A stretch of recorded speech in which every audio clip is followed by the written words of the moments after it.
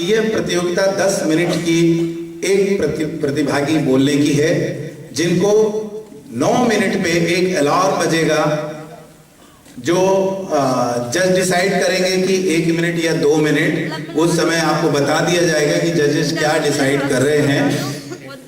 आपको अलार्म होगा, उस अलार्म के बाद आपको जो समय मिलेगा उसके अंदर अपने भाषण प्रतियोगिता का समापन करना होगा, क्योंकि अगर आप टाइम बाहर होते हैं तो हो सकता है आपका निर्णय कहीं ना कहीं प्रभावित हो।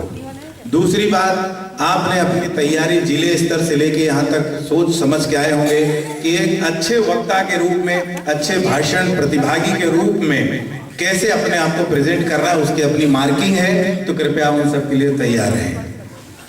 तीसरी बात, हमारा ये सत्र लगातार चलेगा जिसमें हमारे आज के बहुत मूर्धन्य विद्वान अतिथिगण और जजेस हैं, जो उद्घाटन सत्र के हमारे अतिथिगण यहाँ पर पधार चुके हैं।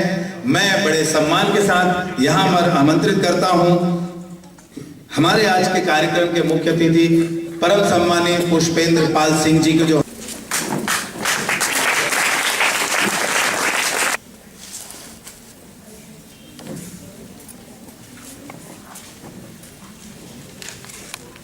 संगठन भोपाल द्वारा आयोजित भाषण प्रतियोगिता में पधारे हमारे बीच मुख्य अतिथि परम सम्मानीय श्री पुष्पेंद्र पाल जी, OSD माध्यम, पूर्व अध्यक्ष पत्रकारिता विश्वविद्यालय। आज के हमारे लिए विशिष्ट अतिथि और निर्णायक मंडल के सदस्य माननीय परम सम्मानीय UK मिश्रा जी, शिक्षाविद, पूर्व प्राचार्य, मंचासीन सभी अतिथि, आदरणीय शुक्ला जी, युवा संगठन भोपाल के नेहरू युवा संगठन भोपाल के जिला युवा समन्वयक डायरेक्टर साहब, डायरेक्टर NYKS श्री अरुण सरवाया जी, एवं सभी प्रतिभागी छात्र और हमारे महाविद्यालय के शिक्षक साथी, नेहरू युवा केंद्र संगठन से आए सभी अधिकारी कर्मचारीगण। आज इस कार्यक्रम में आज सबको बीच पाकर बहुत प्रसन्नता का अनुभव हो रहा है, क्योंकि अपना देश उसके हम, जब ये भावना होगी तभी ये जो आज का विषय है देशभक्ति एवं राष्ट्र निर्माण, उसमें हम सार्थक सहयोग दे पाएंगे। प्रतियोगिता तो एक माध्यम होती है व्यक्ति को ट्रिगर करने की, ब्रेनस्टॉर्मिंग की, उसमें व्यक्ति जो कभी व्यस्ततावश कभी चिंतन नहीं कर पाता है या उसमें अपना सार्थक योगदान नहीं दे पाता है, तो इस माध्यम से हम सार्थक रूप में अपने आप को, अपने अंदर की प्रतिभा को उजागर करते हैं। तो आज ये मौका है कि हम क्या अपने देश के बारे में, देशभक्ति के बारे में, देश का निर्माण कैसे किया जाए, हम क्या विचार हमारे अंदर हैं उनको सदन को बताएं और अपने देश के प्रति अपनी भूमिका को सार्थक सिद्ध बनाएं। इस प्रतियोगिता में कौन जीतेगा, कौन क्या नंबर लगेगा, ये तो नहीं पता, ये तो समय बताएगा, आपकी निष्पादन क्षमता बताएगी। पर इतना अवश्य है कि जब हम दौड़ते हैं तो 1, 2, 3 का ही नंबर लगता है, बाकी का नंबर पीछे रह जाता है। इसका मतलब ये कतई नहीं कि हम जो तीसरे नंबर के पीछे हमें क्षमता नहीं है, हमें भाव नहीं है, हमें जज्बा जोश जुनून नहीं है। और ऐसे मौकों पर वो जो दबी जो भावनाएं हैं उनको हमको ऊपर लाने का मौका मिलता है। जो 1/9 हमारे अंदर छिपा रहता है वो बाद में 9/10 के रूप में आ जाता है। अंदर का मन, अंदर का भाव, देश के प्रति भाव, ये सब निकल आता है। यूनिटी इन डाइवर्सिटी, ये जो हमारी है, तो डाइवर्सिटी को कई बार हम अपनी कमजोरियां मान लेते हैं। और जब देशभक्ति की हम बात करते हैं तो देशभक्ति का आशय ही ये है कि हम उन डाइवर्सिटीज के बीच में, आज हम मल्टीकल्चरलिज्म की बात कर रहे हैं कि हम इतने सारे कल्चर हमारे हैं, तो डाइवर्सिटी और मल्टीकल्चरलिज्म के बीच में अगर हम एक यूनिटी की बात करते हैं, सॉलिडरिटी की बात करते हैं, वही देशभक्ति है। तो इस देशभक्ति के इस आशय को समझना है हमें। हम जब एक दूसरे देश में जाते हैं और वहां कोई भारतीय मिलता है तो हमें बड़ा अच्छा लगता है, अपरिचित होता है, पहली बार मिला होता है, लेकिन हमें उसके प्रति एक प्रेम होता है। जब वही भारत में हमें मिलता है तो शायद उतना अफेक्शन नहीं होता है, जब भारत से बाहर हमें उसके प्रति अफेक्शन होता है। क्यों होता है ऐसा? कभी इस पर विचार करिए। क्योंकि हमें लगता है कि हम एक कॉमन आइडेंटिटी के हैं, हम दोनों भारतीय हैं, भारतीय के नाम से हम दोनों जाने जाते हैं। तो इस समझ को पैदा करना, और मुझे लगता है कि देशभक्ति जो एक लॉजिकल टर्म से ज्यादा इमोशनल टर्म है, क्योंकि जब तक हम भावुक नहीं होंगे, जैसे हम अपने परिवार के प्रति भावुक होते हैं, अपने माता पिता, अपने भाई बहन के प्रति भावुक होते हैं, और जब कोई परिवार का मामला आता है तो हम कहते हैं कोई बात नहीं सुनी जाएगी। आपने मेरे परिवार पर कोई गलत आक्षेप कैसे लगा दिया?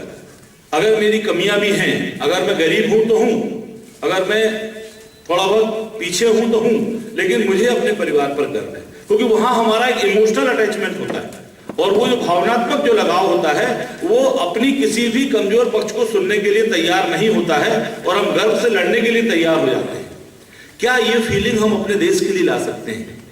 क्या ये एहसास ये हम अपने देश के लिए ला सकते हैं कि हम देश के जब बात होगी तो नहीं सुनेंगे, वहां पर कोई बात स्वीकार नहीं है, क्योंकि हमें मालूम है कि हम कितने मजबूत हैं, हमारी जो संस्कृति है, हमारी जो परंपराएं हैं। और हम जब देशभक्ति की बात करते हैं तो हम बात करते हैं अपने वैल्यू सिस्टम की। जब हम देशभक्ति की बात करते हैं तो हम अपनी बिलीव्स की बात करते हैं कि हमारी जो मान्यताएं, परंपराएं और जो मूल हैं, और जो हमारे जो हम एथिक्स की जो बात करते हैं, जो नैतिकता की, मोरलिटी की जो बात करते हैं, उन पर हमें गर्व है।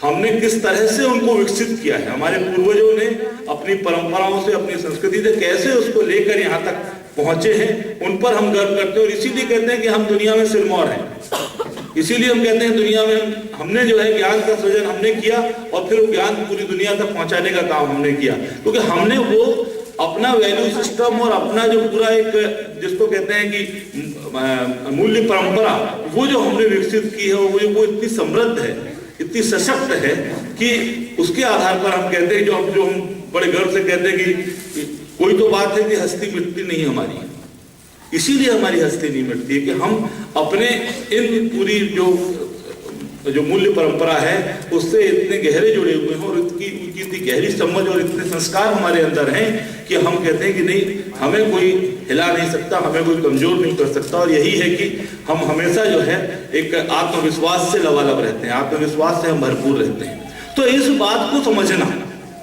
सारी चीजों को भूलकर, सारी अलग अलग पहचानों को भूलकर अपने अंदर एक ये भाव पैदा करना कि हम भारतीय हैं, यही देशभक्ति है, यही देशभक्ति का भाव है। और जिस दिन हमारे अंदर ये भाव पैदा होगा, उस दिन हमारे देश के हर नागरिक की जो दिशा है, सोचने की दिशा, काम करने की दिशा, वो एक जैसी हो जाएगी। और जिस दिन सारे देश के नागरिक एक देशभक्ति के भाव से एक दिशा में काम करने लगेंगे, उस दिन की आप कल्पना करिए कि हमारा देश कितना आगे जाएगा, कितना उन्नति करेगा, कितना समृद्धि की ओर होगा।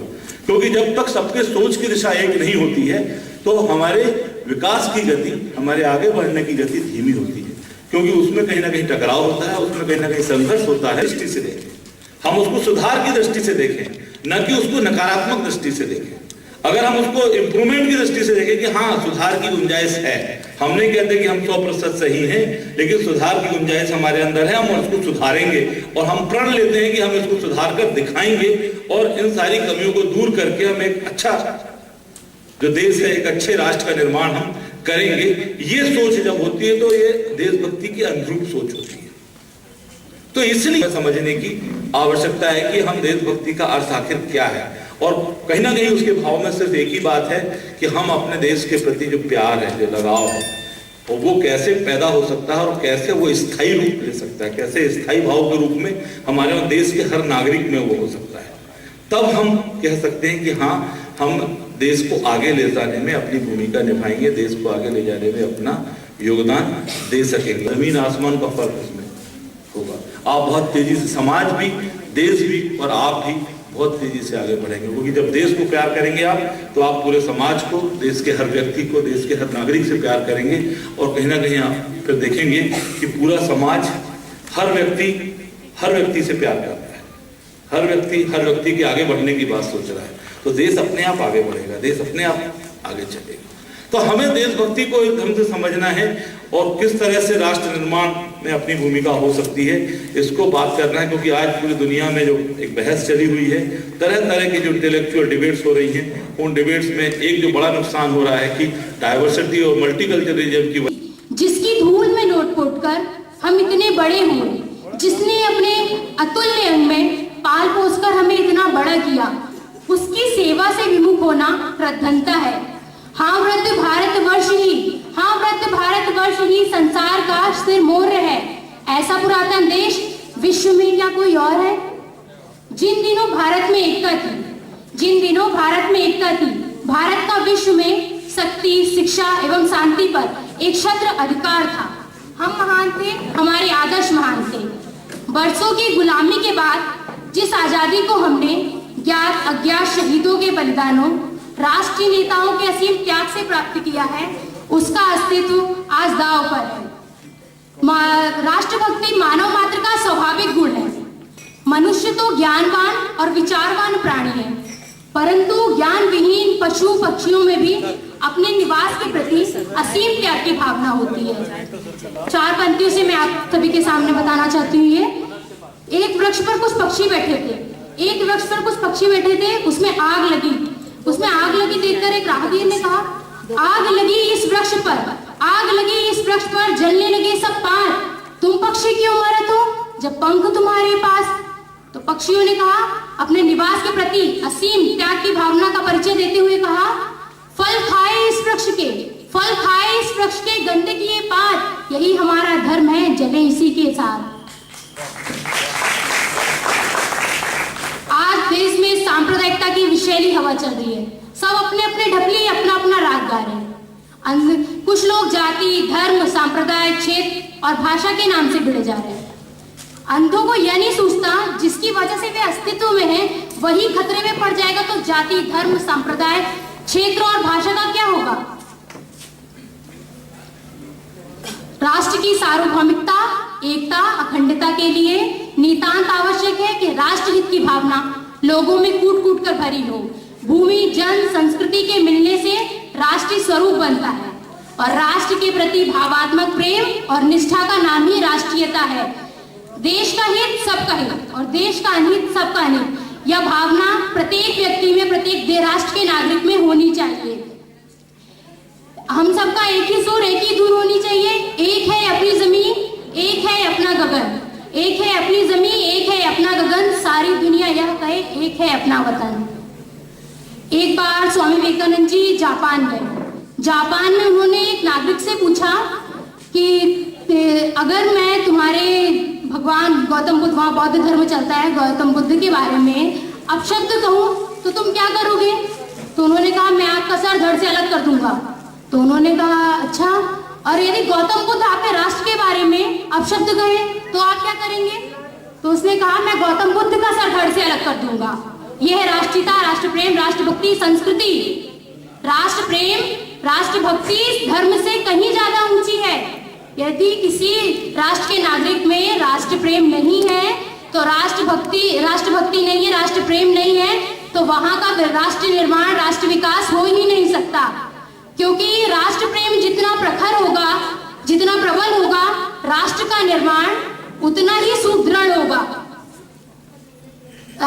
कुछ आज राष्ट्र के भौतिक विकास, बहुत कुछ सभी राष्ट्र चाहते हैं हमारा भौतिक विकास हो, अच्छी रहन सहन, खाने पीने, रहने की सभी की अच्छी व्यवस्था, उत्तम व्यवस्था हो, प्रत्येक राष्ट्र चाहता है।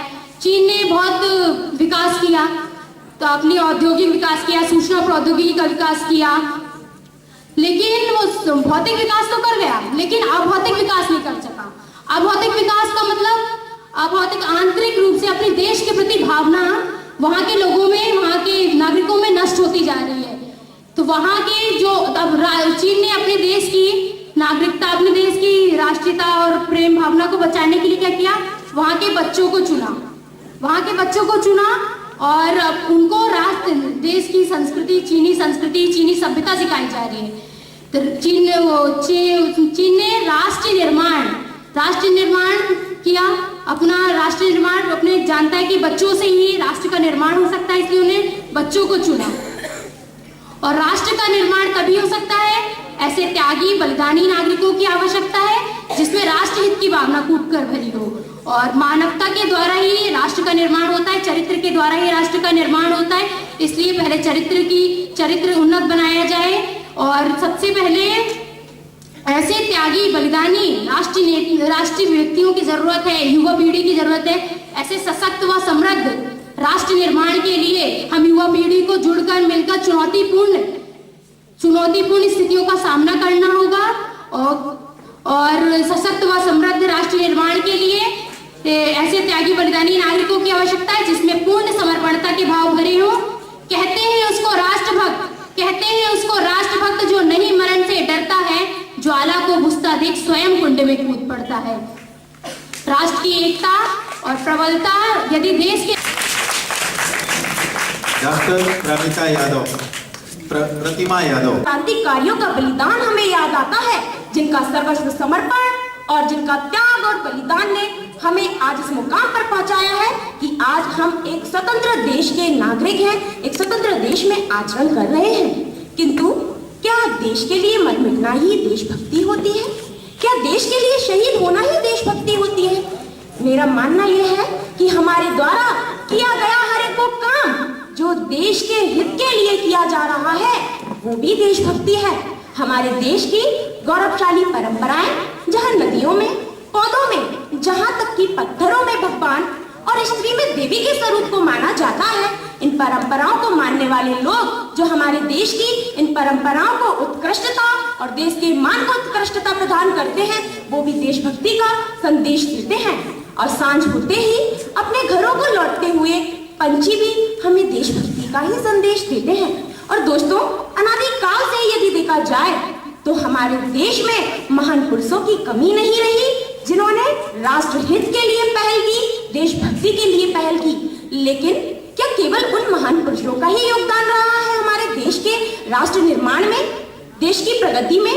मेरा मानना यह है कि वो महान पुरुष और उन महान वीर योद्धाओं को, उनके व्यक्तित्व को निर्माण करने वाली उन विभूतियों का भी सबसे ज्यादा योगदान है जिन्होंने ऐसे व्यक्तित्वों का निर्माण किया, ऐसे महान पुरुषों का निर्माण किया जिन्होंने देश के इतिहास में एक अमिट छाप बनाई है। उन महान विभूतियों को हम माँ कहते हैं, क्योंकि यदि हम प्राचीन काल से ही देखें तो माँ शकुंतला का उदाहरण हम ले सकते हैं, जिन्होंने भरत के रूप में, राजा भरत के रूप में एक ऐसे व्यक्तित्व का निर्माण किया है जिन्हें देश के नाम से नहीं बल्कि देश को उनके नाम से जाना जाता है। हमारे देश को भारतवर्ष कहा जाता है। मध्यकालीन भारत की यदि हम बात करें तो हम उदाहरण ले सकते हैं महाराणा प्रताप का, जिन्हें जीवंता बाई ने प्रेरित करके एक महान योद्धा के रूप में सशक्त वीर योद्धा बनाया। छत्रपति शिवाजी, जिन्हें माँ जीजाबाई ने एक सशक्त योद्धा बनाया। उन माओं का भी अतुलनीय योगदान है इस देश की देशभक्ति में। किंतु आज हमारा देश फिर से उस देशभक्ति के लिए ललकार रहा है। हमारा देश उस देशभक्ति की मांग कर रहा है, क्योंकि आज हमारे देश की वो सुंदर छवि जो सदियों पुराने जमाने में हुआ करती थी, जहां हमारे देश को विश्व गुरु, जगत गुरु और सोने की चिड़िया के नाम से जाना जाता है, कि रह रहकर याद आता है गुप्तों का वह जमाना, रह रहकर याद आता है गुप्तों का वह जमाना, जब सारे युग पर छाया था स्वर्ण युग हमारा। ऐसे स्वर्ण युग कहलाने वाले भारत में, हमारे देश में आज उस छवि पर हल्का सा दाग लग चुका है। उस दाग को मिटाने के लिए ऐसे देशभक्त और महान योद्धाओं की हमें आवश्यकता है जो हमारे देश के इस सुंदर सी छवि पर लग चुके एक छोटे से दाग को हटा सके, क्योंकि हमारी माओ ने इतने सशक्त योद्धा प्राचीन इतिहास से ही तैयार किए हैं कि आज भी अगर हमारी माताएं चाहें तो राष्ट्र निर्माण में अपना अतुलनीय योगदान फिर से दे सकती हैं और देश की उस सुंदर छवि को पुनर्जीवित कर सकती हैं। क्योंकि आज सभी वक्ताओं ने युवाओं को संबोधित करते हुए कहा कि हमारे देश की सबसे ज्यादा आबादी युवा है। लगभग 66% युवा हमारे देश में निवास करते हैं और यदि वो युवा सशक्त हो जाए तो इस राष्ट्र का निर्माण हो जाएगा। लेकिन क्या वो युवा ऐसा कर रहे हैं? मुझे तो नहीं लगता, क्योंकि आज हमारे युवा अपना मार्ग भटक चुके हैं। वो राष्ट्र का निर्माण करने योग्य तो तब बनेंगे जब वो सही राह को पकड़ सके, सही राह पे चल सके, तब वो राष्ट्र का निर्माण कर सकते हैं। मेरा मानना यह है कि आज हर एक माँ को जीजाबाई, हर एक माँ को शकुंतला बनना होगा, क्योंकि युवा तो खुद से प्रेरित होकर देशभक्ति के लिए आगे बढ़ेंगे। लेकिन यदि एक माँ इस बात का प्रण कर ले, क्योंकि यह देवी सर्वभूतेषु मातृरूपेण संस्थिता, नमस्तस्यै नमस्तस्यै नमस्तस्यै नमो नमः, इस मातृभूमि पर माताओं को माता का दर्जा, देवी का दर्जा दिया जाता है। अगर ये माता सशक्त हो जाए और अगर ये प्रण कर ले कि मुझे केवल युवाओं को ही नहीं, अपने पूरे परिवार को राष्ट्र निर्माण के हित में खड़ा करना है, तो वो दिन दूर नहीं कि हमारे परम पूज्य महापुरुष स्वामी विवेकानंद के राष्ट्र निर्माण के सपने को साकार करने में ज्यादा दिन दूर है।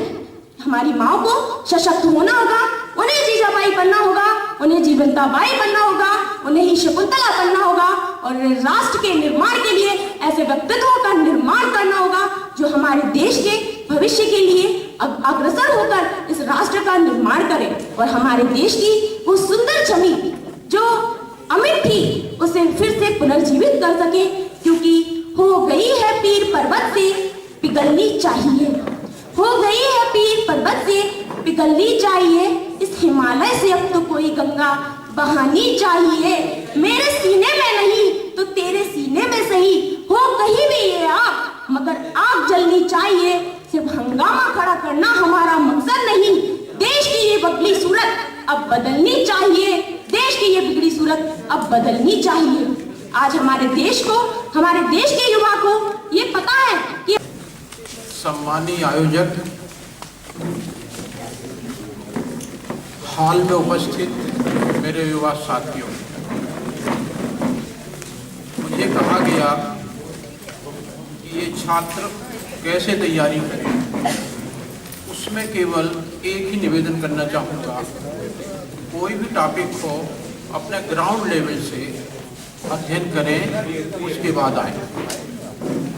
आप में जो मैंने देखा उनको अपने शब्दों में कहना चाहूँगा। कह रहा है सोरे दरिया से समुंदर का सुकून, कह रहा है सोरे दरिया से समुंदर का सुकून, जिसका जितना जिसमें जर्फ है उतना ही खामोश है। यूथ, मेरा अपना मानना है, youth is always full of love and luster. आपके ही कंधों पर देश का भविष्य टिका हुआ। Good afternoon, honorable judges, teachers, and my dear friends. Welcome to India. India is the beacon light, the spiritual, social, political, and economic superpower of the world, having regained the aforementioned oracular proclamation. India shows the world the path from tamas to jyoti. It is a land of peace, harmony, bliss, happiness, health, and prosperity. As a proud Indian today, I stand here to answer three fundamental questions. What is patriotism? What is nation building? And how can you and I as individuals contribute towards building the India of our dreams? Answering my first question, what is patriotism? The spirit of love to the country, respect to its countrymen, and determination to lead the country to a brighter future is what patriotism means. As George Bernard Shaw had put it, patriotism is fundamentally a conviction that a particular country is the best in the world because you were born in it. The following lines by Rashtrakavi Shri Maithili Sharan Gupta pretty much sums up the feeling of patriotism. जो भरा नहीं है भावों से, बहती जिसमें रसधार नहीं, वह हृदय नहीं, वह पत्थर है जिसमें स्वदेश का प्यार नहीं. Indian patriotism mainly stems from its rich ancient culture that compels us to take pride in our achievements.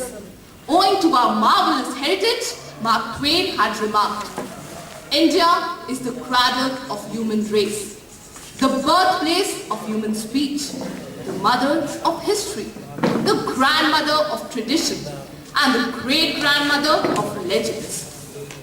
Patriotism is widely perceived as being loyal to your country, and defending your country no matter what. However, it is more than that. Patriotism is when you love your country enough to be able to point out its mistakes and be ready to struggle to get those mistakes corrected. Patriotism is not hoisting the tricolor on the 15th of August, but picking up the used ones on the morning of the 16th. Patriotism is not religiously watching every cricket match that the Indian cricket team plays, but going down to vote on just a single day, rather than considering it a holiday. Patriotism is not loving the country's territory from Kashmir to Kanyakumari or Gujarat to the northeast. It is about sharing a fellowship with each and every citizen of the country, treating their pains and pleasures as one's own. However, patriotism must not be confused with jingoism or aggressive nationalism. Mara Sharapova doesn't know Sachin Tendulkar? She must be insane. The whole nation bursts into a burning rage, while at the same time, so many talented athletes and national players are struggling to even get a decent livelihood, or at least some recognition in their hometowns. Our patriotism must not remain limited to just national symbols, but must surpass everything to attain one single aim: love for the country and for its countrymen. Now, having answered my first question, I now move on to answer my second question. What is nation building? Sharing a common identity with the whole of the country and building an India that our forefathers and freedom fighters had envisaged it to be is what nation building means. I cannot think of a better way to describe the India that we must strive to build than to quote the eternal words of Gurudev Rabindranath Tagore, where the mind is without fear and the head is held high, where knowledge is free, where words come out from the depth of truth, where the world has not been broken up into fragments by narrow domestic walls, where the clear stream of reason has not led its way into the dreary sand of dead habit.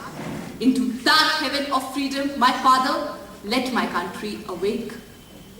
In order for Gurudev's prayers to be answered, my countrymen indeed need to awake into such a heaven of freedom. A heaven free from all vices, ignorance, and servitude of the lower being. Despite the striking differences in terms of race, religion, and gender, India must grow to be one entity. What should unite us is the fact that we are Indians. Despite all religious differences, we are Indians.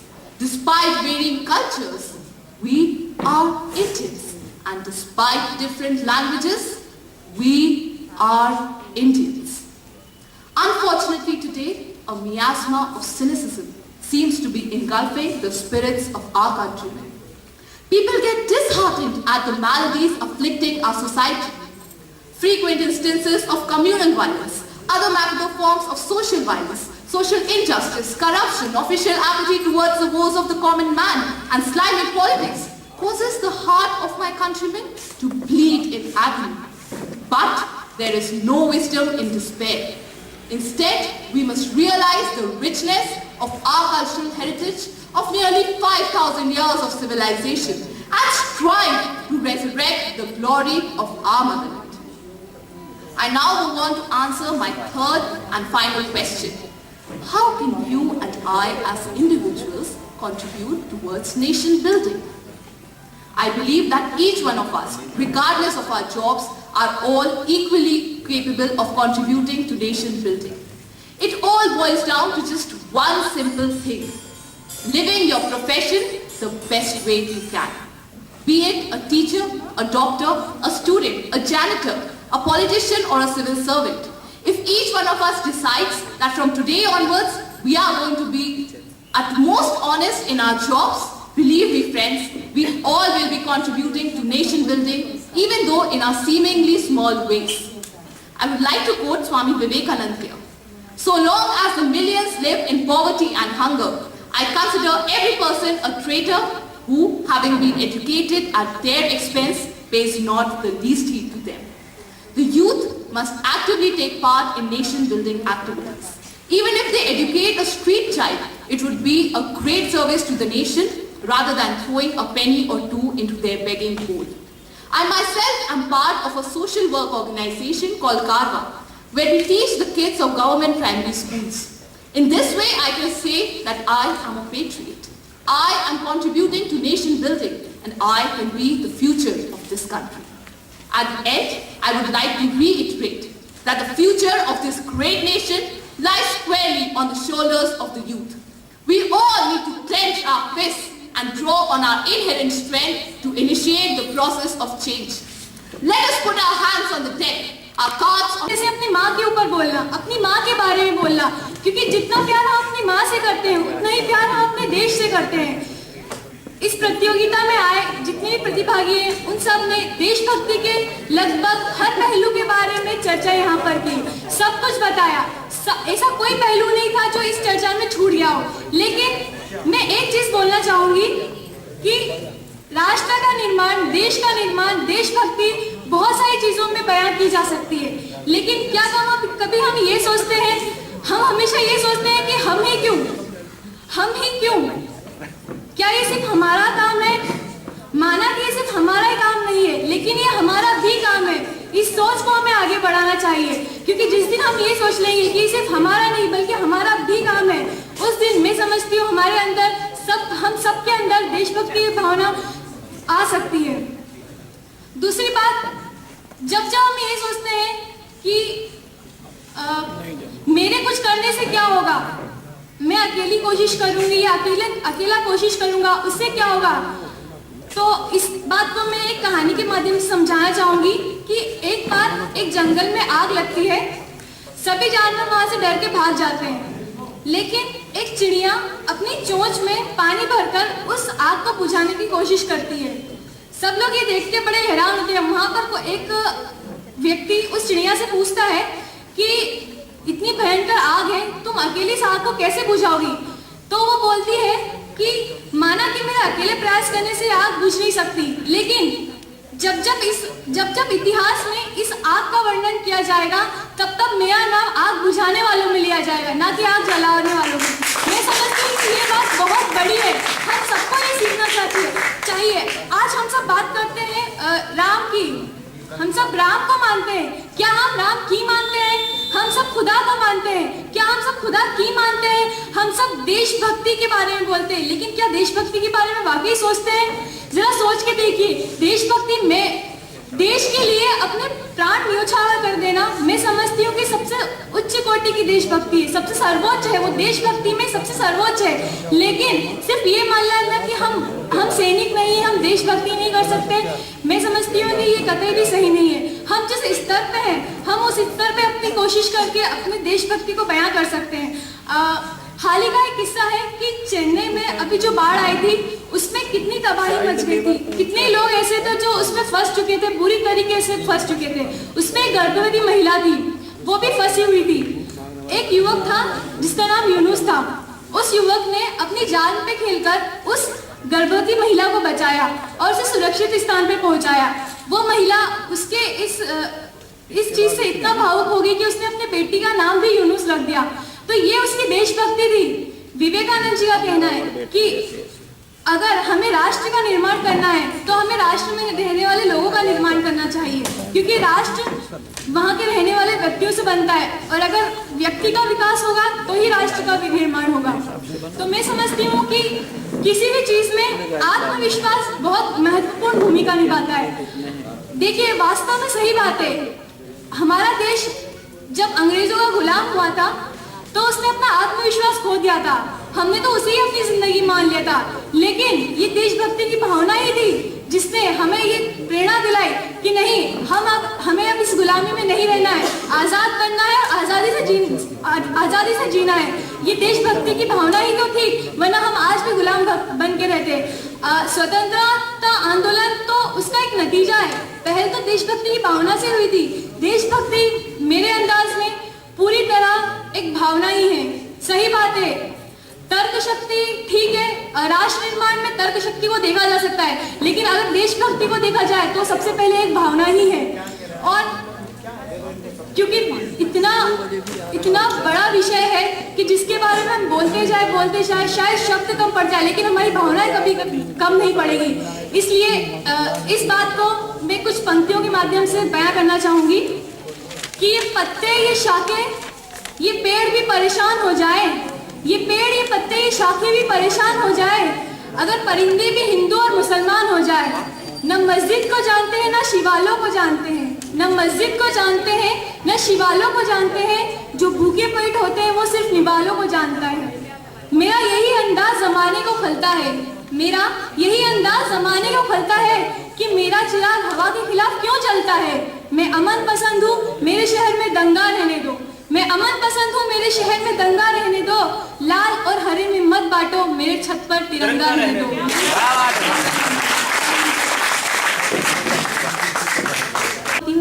सिर्फ इतना जानती हूँ कि चली वो आंधी के तिनका उजड़ गया मेरे आशिया का, जो तोड़ दे मेरे हौसले को, अभी वो तूफान उठा लेंगे।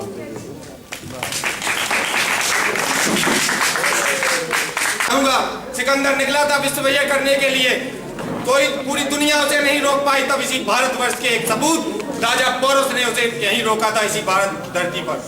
रक्त के प्यासे उसके रथ अगर कहीं रुके तो इसी भारत भू पर रुके हैं।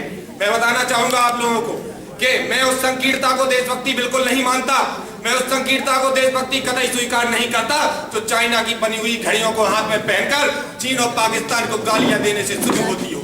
मैं उसे भी देशभक्ति नहीं मानता, उस संकीर्णता को देशभक्ति कतई स्वीकार नहीं कर सकता जो किसी घटना पर राजनेताओं को गालियां देने से शुरू हो और जाकर एक कैंडल मार्च पर खत्म हो जाए। मित्रों, हमारी देशभक्ति की परिभाषा इतनी संकीर्ण नहीं होनी चाहिए। हमारी देशभक्ति किसी चीन और पाकिस्तान पर निर्भर नहीं होनी चाहिए।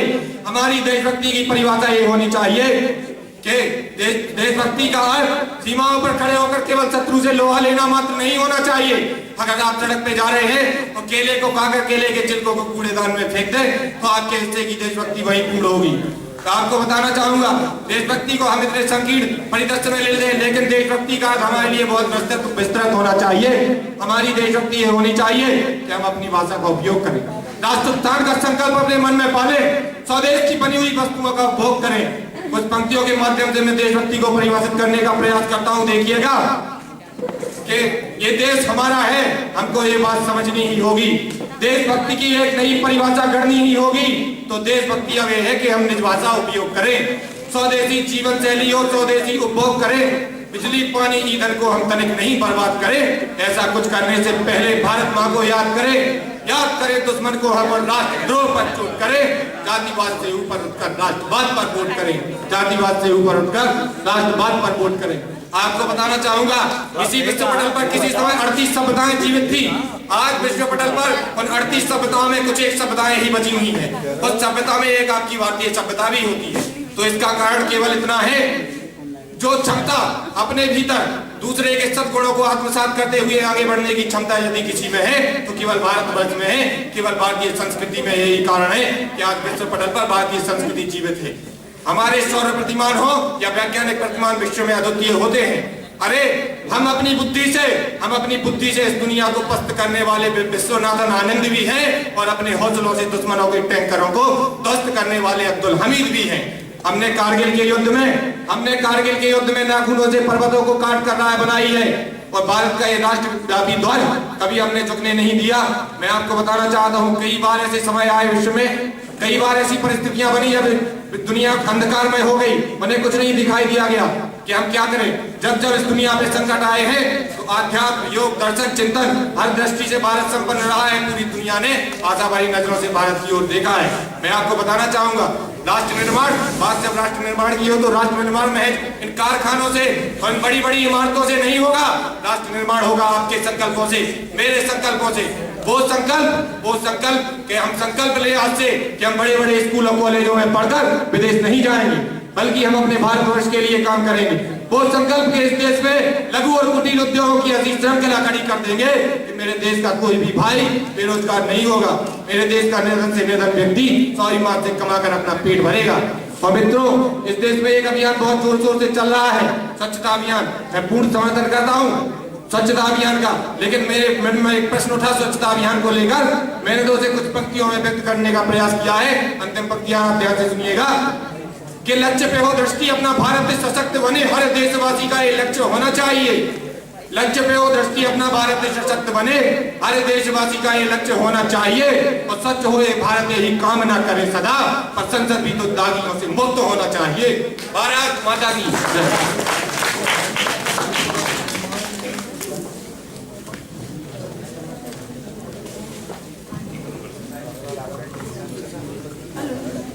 अगले प्रतिभागी हैं अक्षय शर्मा, विदिशा से।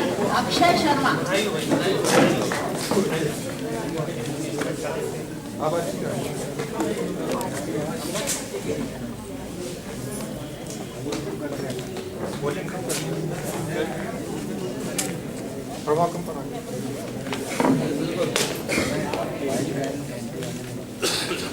मैं गीता, मैं बाइबल, मैं कुरान रखता हूँ।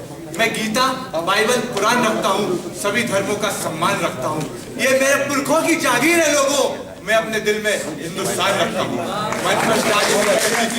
नायकों को मैं नमन करता हूँ। देशभक्ति ना तो बताने की चीज है, ना ही उसकी ढोल पीटने की आवश्यकता। ये तो हमारी खुद की आत्मा है और रग रग में समाया हुआ देश का वह प्रेम है जो राष्ट्र निर्माण की नींव रखने के लिए काफी है। ना किसी रहबर, ना किसी रह गुनाह से निकलेगा, ना किसी रहबर, ना किसी रह गुनाह से निकलेगा। हमारे पांव का कांटा हम ही से निकलेगा।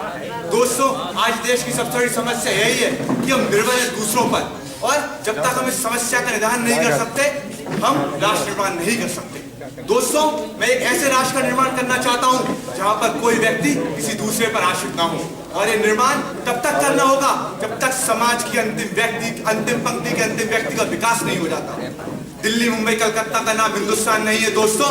सड़क से 5 किलोमीटर नीचे उतर कर देखो, हिंदुस्तान आज भी वहीं खड़ा हुआ है जहाँ से 70 साल पहले बूढ़े फकीर गांधी छोड़कर गए थे। हमारा देश सबसे आगे और सबसे महान कैसे बनेगा?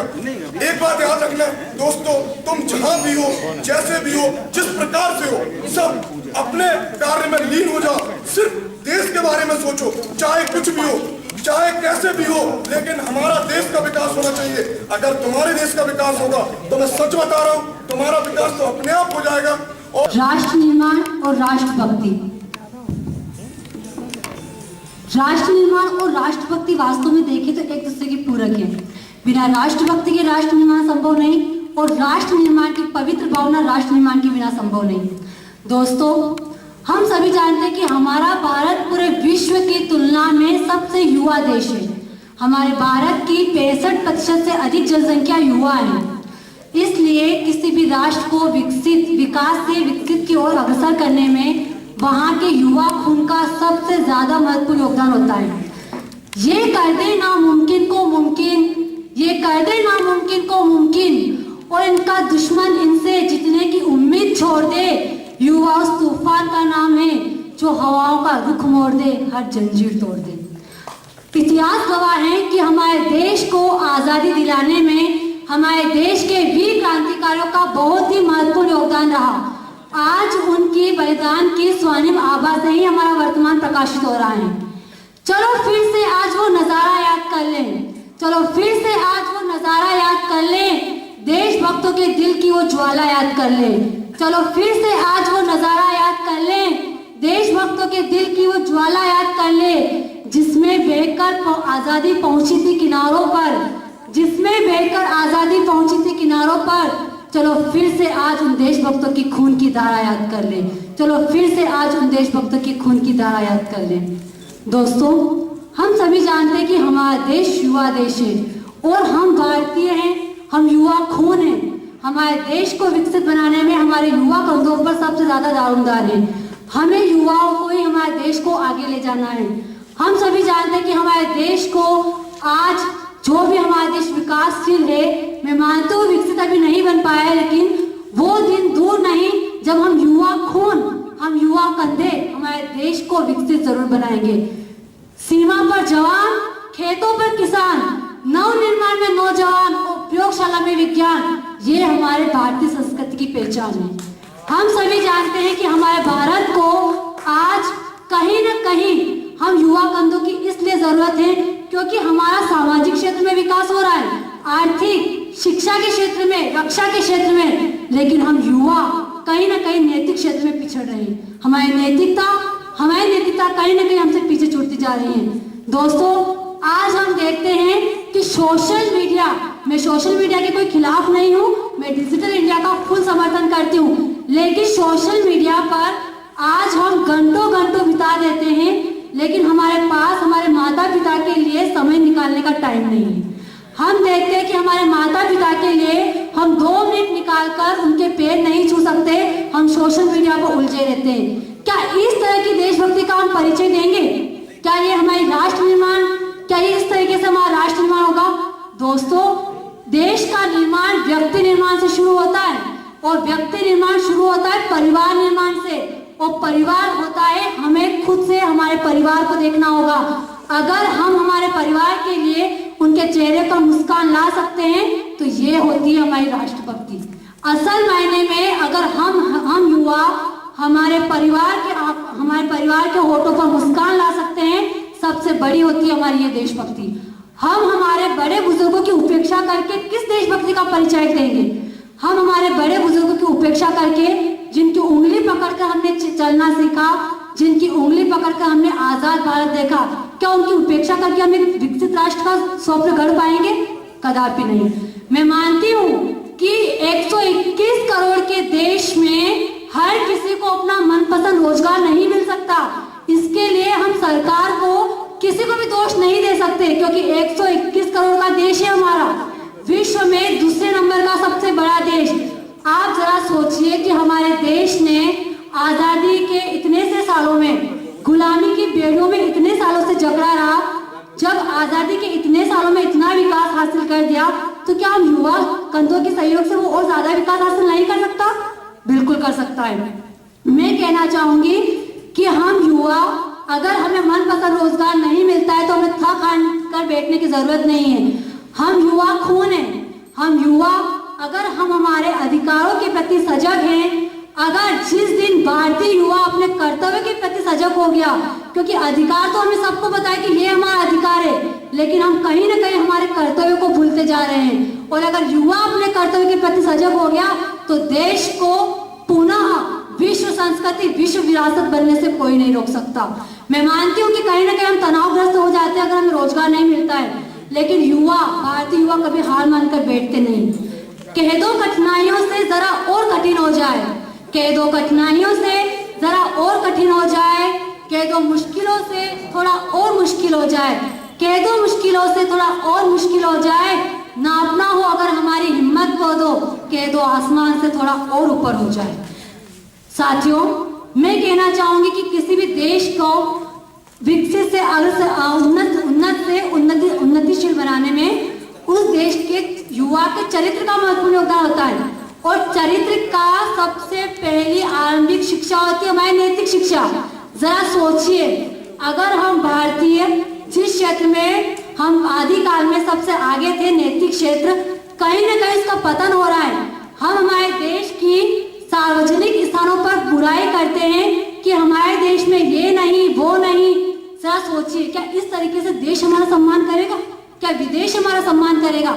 इतिहास गवाह है कि विश्व के जितने भी देश आज विकसित है उसमें कहीं ना कहीं भारतीय युवा का हाथ है। आप जापान को देखें, आप माइक्रोसॉफ्ट के सीईओ सत्या नडेला को देखें, वो भी भारतीय हैं। गूगल के जो सीईओ है सुंदर पिचाई, वो भी भारतीय हैं।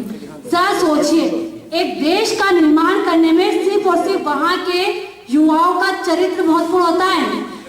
मैं चरित्र के बारे में कुछ पंक्तियां कहना चाहूंगी। नजर रखो अपने शब्दों पर क्योंकि वे विचार बनते हैं। नजर रखो अपने शब्दों पर क्योंकि वे विचार बनते हैं, और नजर रखो अपने विचारों पर क्योंकि वे कार्य बनते हैं, और नजर रखो अपने कार्यों पर क्योंकि वे स्वभाव बनते हैं, और नजर रखो अपने स्वभाव पर क्योंकि वे आदत बनते हैं, और नजर रखो अपनी आदतों पर क्योंकि वे चरित्र बनते हैं, और नजर रखो अपने चरित्र पर क्योंकि वे सच्चा जीवन आदर्श बनते हैं। साथियों, मैं कहना चाहूंगी कि जिंदगी में मुश्किलें तमाम आती हैं, लेकिन हम युवा हैं, हम भारतीय युवा हैं, हम हमारे बुजुर्गों की, हमारे बड़ों की उपेक्षा करके जिंदगी में कभी खुशियां हासिल नहीं कर पाएंगे। आपको सच्ची देशभक्ति का परिचय देना है सच्ची देशभक्ति करनी है, सच्चे भारत का निर्माण करना है, तो अपने माता पिता के स्वप्नों को साकार करो, उनके चेहरे पर मुस्कान लाओ, अपने कर्तव्य के प्रति सजग रहिए, अधिकारों के साथ साथ अपने कर्तव्य के।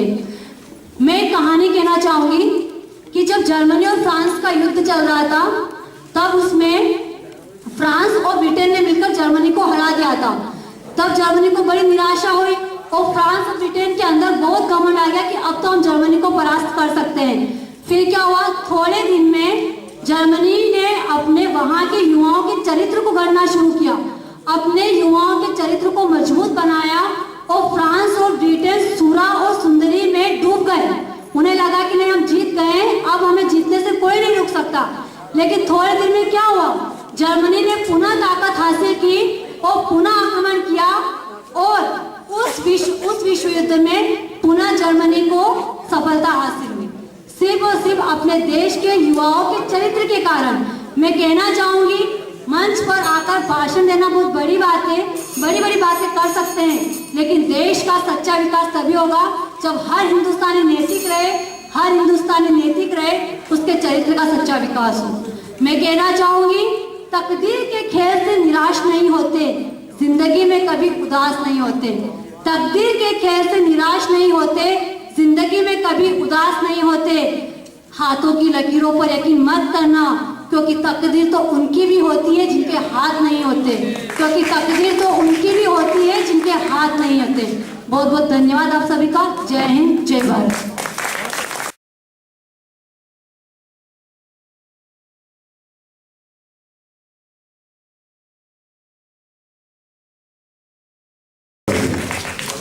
प्राचार्य महोदय को भी मंडल निदेशक महोदय यह स्मृति चिन्ह भेंट करें और इस पल को सहेजने का अवसर दें। श्रीमती अनुपमा यादव को दे रहे हैं, उनको सम्मानित करते हुए हमें हर्ष हो रहा है। देशभक्ति के लिए कोई जरूरी नहीं कि हम सीमा पे जाके लड़ें या कुछ ऐसा प्रकार का काम करें जिससे लोगों को लगे कि वाकई में बहुत बड़े देशभक्त हैं। देशभक्ति का तात्पर्य यह है कि अपने देश के निर्माण में, वो निर्माण किसी प्रकार का भी हो सकता, उसमें ईमानदारी से, मेहनत से और परिश्रम से हम किस प्रकार आम आदमी की मदद कर सकते हैं, ये भी आज के इस लोकतांत्रिक व्यवस्था में देशभक्ति का ही परिचायक है। हम जन कल्याणकारी योजनाओं तक लोगों को पहुंचा सकते हैं।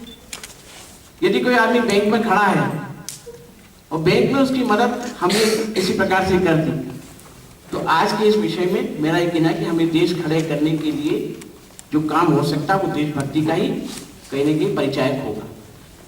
तो ऐसे दृष्टिकोण में मैं आप सब युवाओं से यही निवेदन करता हूँ। वैसे तो मुझे बड़ा अच्छा लगा कि बहुत दूर दूर से इस भाषण माला में हमारे युवक सहभागी के रूप में आज उपस्थित हुए हैं। निश्चित रूप से लगता है कि हमारे युवाओं में जज्बा है कुछ न कुछ करने का। लेकिन एक बात जरूर कहना चाहूंगा कि सिर्फ भाषण में कह देने से नहीं, प्रैक्टिकल रूप से करने में जो देशभक्ति होगी वो हमारे लिए ज़्यादा जरूरी होगी।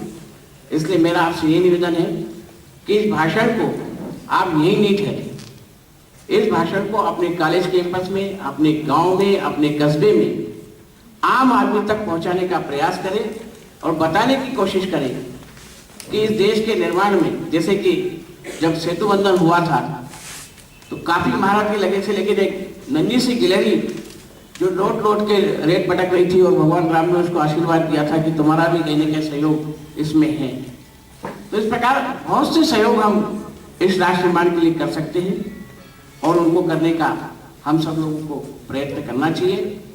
क्योंकि कैबिनेट पहले 11 बजे थी, 3 बजे का समय इसलिए था कि मैं काफी समय बैठूंगा, सुनूंगा, लेकिन बाद में आज हमारे प्रदेश अध्यक्ष जी का यशस्वी राय सीहोर,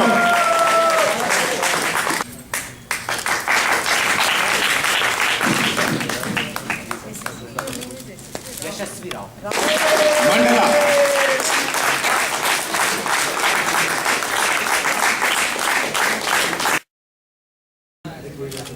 एक फोटो करो। यस भैया।